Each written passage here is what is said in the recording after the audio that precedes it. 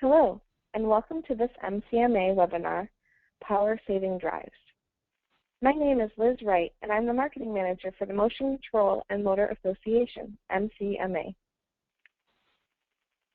I'd now like to introduce our presenter for today's webinar, Kristen Lewatsky. Kristen is a contributing editor for Motion Control Online and has written about motion control and automation for more than 7 years.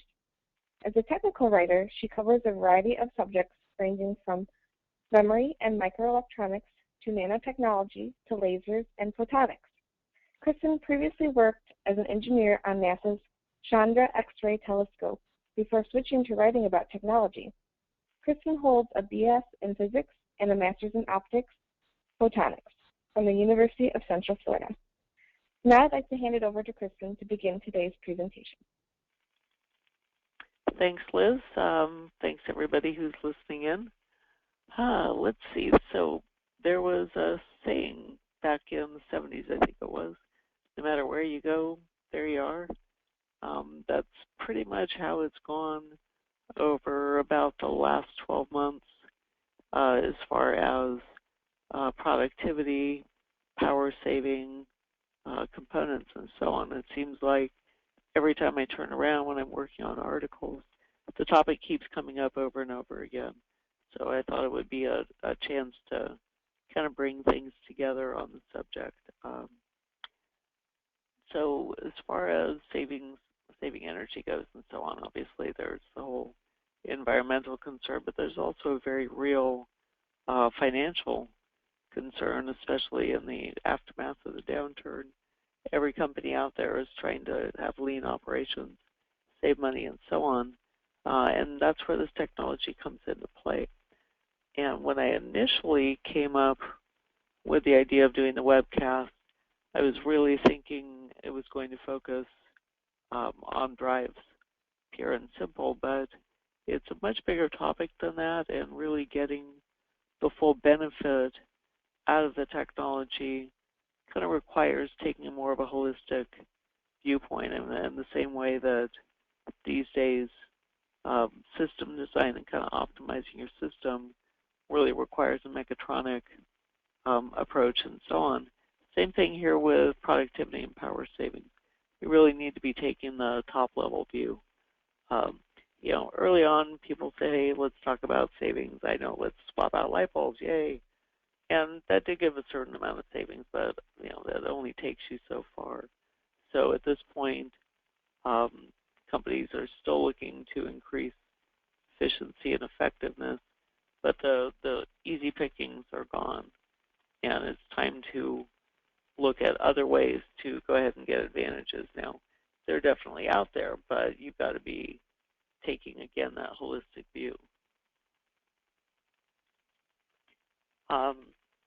Just sort of a fun fact to keep in mind when we're talking about energy servo systems, about 25% of the operating costs, well, I shouldn't say service, I should say servo, 25% of the operating cost is just energy, just running it. So if there are ways that you can optimize, obviously you're going to come away with a lot of savings.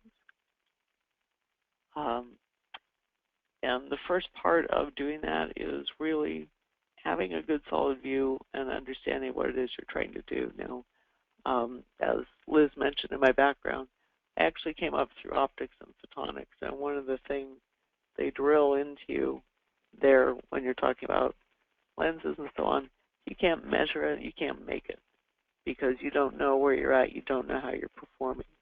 And in some ways, the whole idea of power saving and power efficiency has to start with really understanding your plant, understanding your production lines, taking a look into, you know, what are you consuming, how are you doing it, do that energy audit up front and understand what it's doing to affect your bottom line. Because once you do that, then you can start considering what you're going to be doing about how your equipment's running, how you're processing and manufacturing, and what, if anything, you can do in terms of swapping out components, changing your operations to optimize. Just a real quick 101 on the whole idea of energy. When you look at an energy bill, you're going to be seeing a couple of different factors. There's consumption, which is total amount of power consumed, but then it's typically broken down into two sets of charges. One is your consumption charge. The other is your peak demand usage. And most utility companies have gotten to where they scale this peak demand usage by how much you're demanding in the previous month or the previous quarter. You know, and obviously from their standpoint, they've got to go ahead and have a system that can address peak demand. So the idea is to discourage people from sucking up too much demand. What that means for companies, though, if you're out there and you're manufacturing, is if you can do something to lower your peak demand, you're going to lower your energy bills. And if you look at a kind of an overall assessment, that peak demand charge actually represents about a third, a little bit less than a third of your overall energy bill. So it's a really important place to focus in. We can look at a quick example here. If you have two companies and both of them are looking at the same demand rate, the same electricity rate here. So the electricity rate is what you pay for what you're consuming. Demand rate is what you pay as that penalty for sucking up too much. So you start out with one company that's got low demand, 5 megawatts, and then another one that's got pretty high demand, 50 megawatts.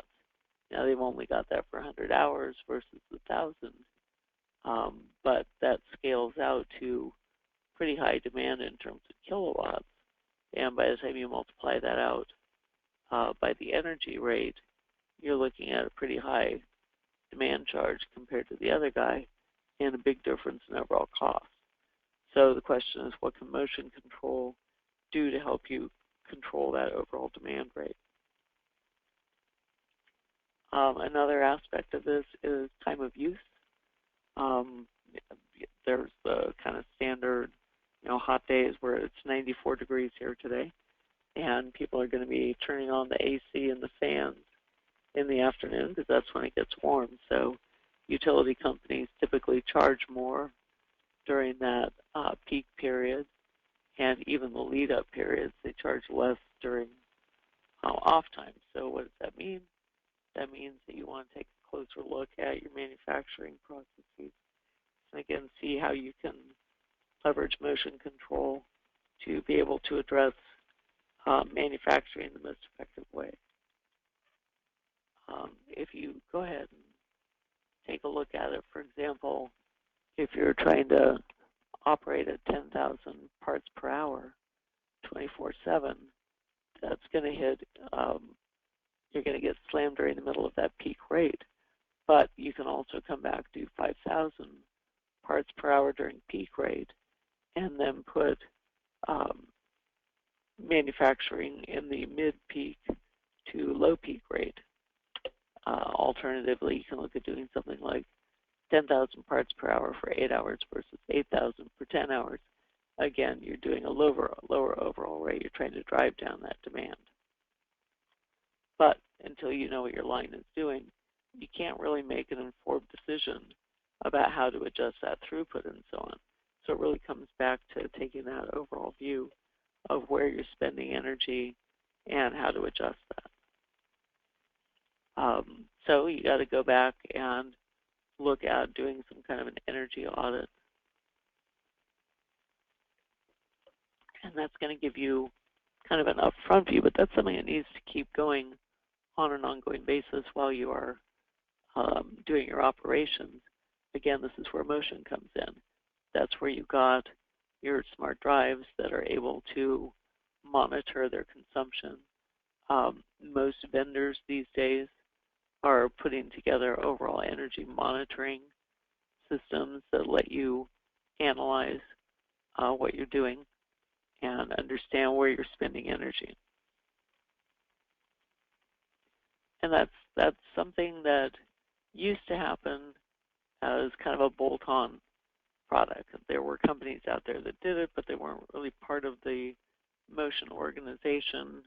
OEMs and integrators had to buy the systems, they had to integrate it, they had to do programming, you had to figure out how it worked. These days, most of your systems houses have got these energy monitoring systems. They're designed to work with the equipment. They're gathering information in real time, so you know what your drives are doing, you know what your controllers are doing, you know where you're spending energy. And the key thing is that it's delivering the energy in a consumable form in a way that people in your organization can use it to make decisions and optimize the way that you're using the energy. The ideal interface that you want is something that at the HMI is going to make it easy for the operator to see what's going on. They understand what's happening. They can see if there's an anomalous energy draw so that they can take action. But you also need to have that shop floor to top floor element. Now, we kind of on a regular basis talk about networking and so on. Do you need to have your system networked to the internet? There are differing opinions about the levels of security and so on involved there, but certainly shop floor to top floor where your system can send information, not just in batch processing, but in real time, get that up to your decision makers. That's essential because they can be looking at your individual machines. You're not just depending on your operators to flag the supervisor when there's a problem, but your management on a real-time basis and your maintenance is getting information about energy draw, about issues. You're able to balance your production, make decisions about throughput, make decisions about energy usage. And again, this is all with a focus toward dropping those peak demand numbers. Servo motors and servo drives in particular can offer significant benefits in this area. First one is the fact that you can run them on a shared DC power bus. Now, sort of motors 101, the motor is decelerating. It basically acts as a generator. As pretty much anybody who's got a hybrid or has seen a commercial about a hybrid knows. So what you're winding up doing is creating energy every time you're decelerating, and given the motion control is the stop-start process, you pretty much have deceleration going on all the time. If you've got a shared power bus, any of your decelerating axes can push power back onto the bus. The standard way to do that, or the standard way to deal with energy generation, has always been to use a braking resistor, and that's going to burn up that energy as heat.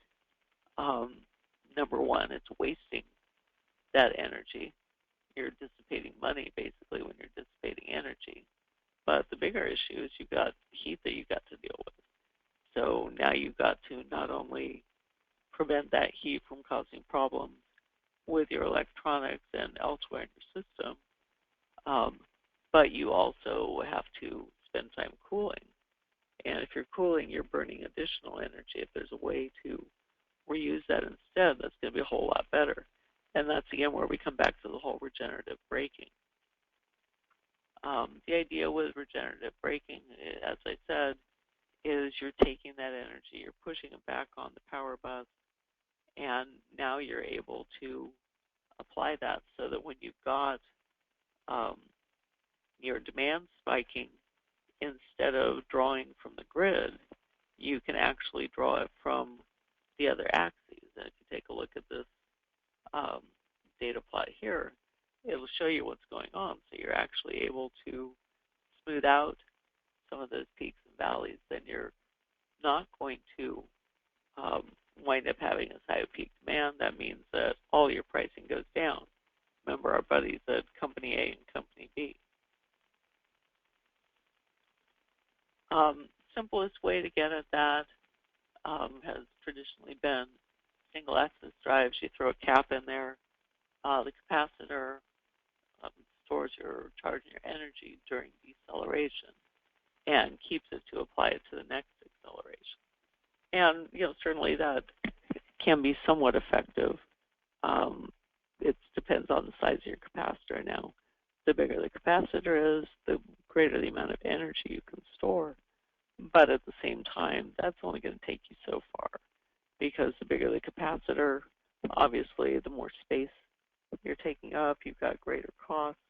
You've got integration, and you're only ever able to carry a certain amount of energy within that axis.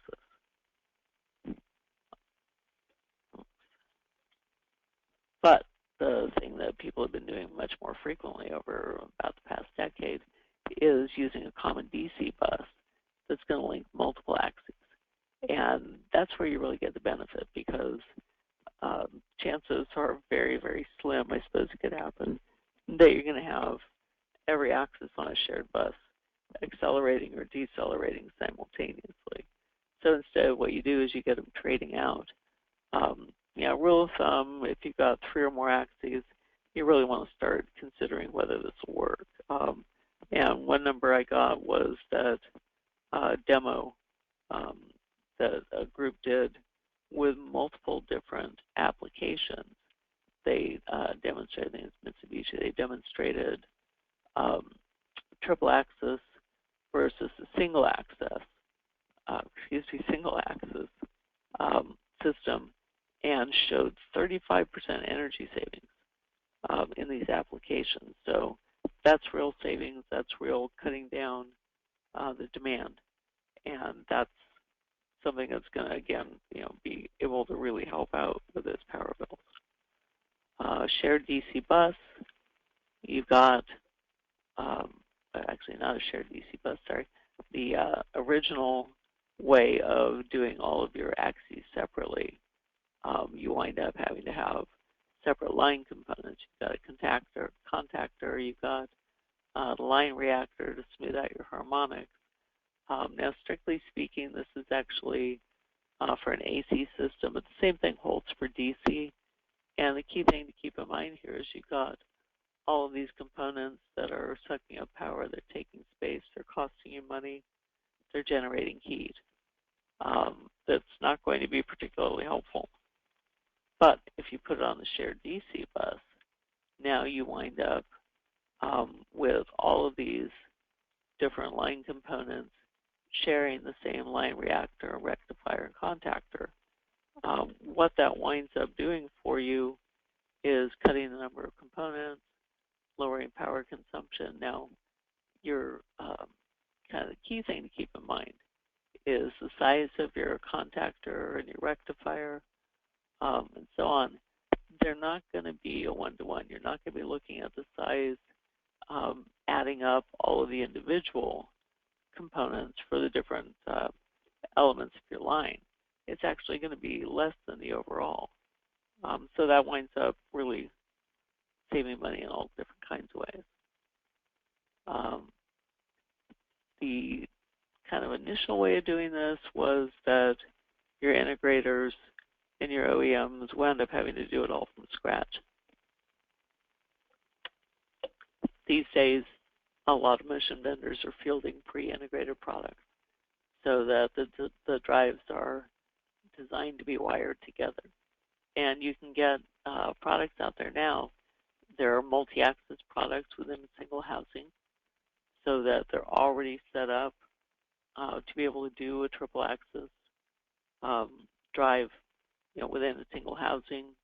In other cases, you've got products that are fielded that are designed for easy connectivity. So you literally just snap them together and poof, you're off to the races.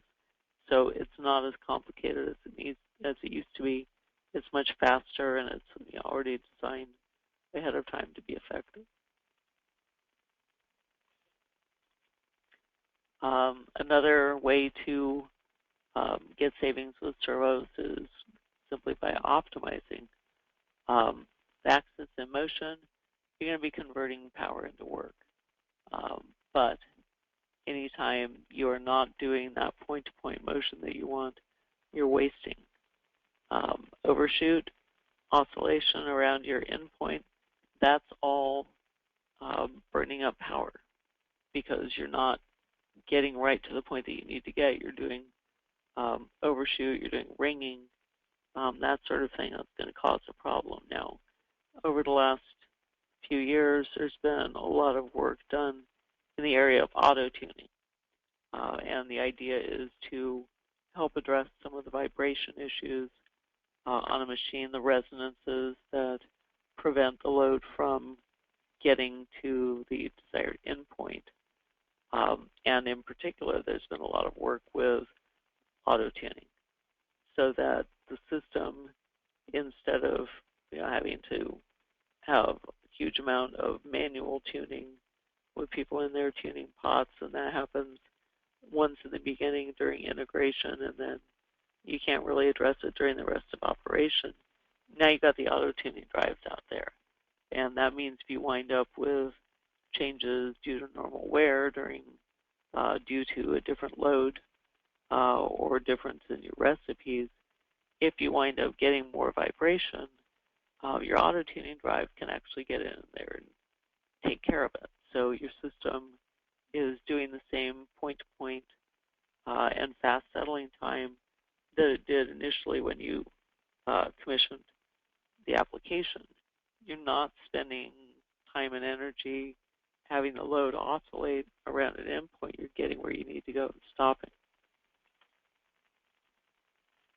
And in particular, there are some interesting things going on right now, not just in terms of dealing with vibration during operation and during normal wear, but there's been a lot of work going on with real-time, not real-time tuning, proactive auto-tuning, so that systems are able to analyze a cycle, figure out what in the command list is causing oscillation and compensate so that you don't wind up getting a huge amount of sloshing, you don't wind up getting the oscillations. Instead, the load is able to go where it needs to go, and you're saving a lot of power. Well, there we go. So those are other ways to save. The key way to save, and it's totally obvious, but if I had a nickel for every time I've had a motor manufacturer and a drive manufacturer tell me this, I would be very, very rich. The ongoing tendency in the community of people who are buying motors and drives is to oversize. And you do that, you're definitely chewing up way more energy than you need to do. Mechatronic analysis, a lot of sizing software that's available these days from manufacturers, that will take you a long way toward walking away with the right size of motor. But OEMs have a tendency to start with the old motor and just add a cushion. I was talking to someone the other day who said, I was able to show on paper and even in a demo to the machine builder that a smaller motor and drive would do the job. But he said, I like having a big motor. My machines are known for being the biggest and brawniest around. Everybody knows their value proposition, but I will tell you, doing that, you're leaving money on the table. You're costing your end users money. It makes a lot more sense to go ahead and right size it. Servo motors are made to run warm. They're made, if you look at the operating temperature, it's okay if they're kind of warm, if they're even hot to the touch, because that's within the operating temperature. That's okay. So the best thing to do is really make sure you're right sizing your motor, that you're not undersizing it for all the wrong reasons. The key thing to keep in mind, smaller motor, you're going to get a smaller drive. Smaller drive consumes less energy. You're going to be much better off if instead of upsizing from your previous application, you're starting with a blank page. You're going ahead and sizing to the application. You're not trying to move between one vendor and another by just trying to find the breakpoints between their motors, but you're starting with a blank page and what the application needs. So sum total, basically, you got to keep an eye on energy management. You have to understand what your system is doing. That means using the tools that are now available so that you can understand your usage patterns, you can understand where your system is sucking up energy and how to stop it. You can modify your throughput in order to most effectively come up with the product stream that you need, but using the power company's juice the best way. Most importantly, keep an eye on the technology. Look at auto-tuning, look at power buses, look at proper sizing, look at the ability to harvest information about your system using your servo drives and your motors so that you're able to inform your overall system and your controls and the people making the decisions so that they get the best possible performance. And that is that. Thanks again to the Motion Control and Motor Association for the opportunity, and thanks for listening. Thank you, Kristen, for that informative presentation. If you have any questions, you can email Kristen directly. Be sure to visit www.motioncontrolonline.org to sign up for our next webinar on August 11th, titled An Open Source Approach to Creating a Real-Time Industrial Ethernet Bus Master. Thank you and have a great day.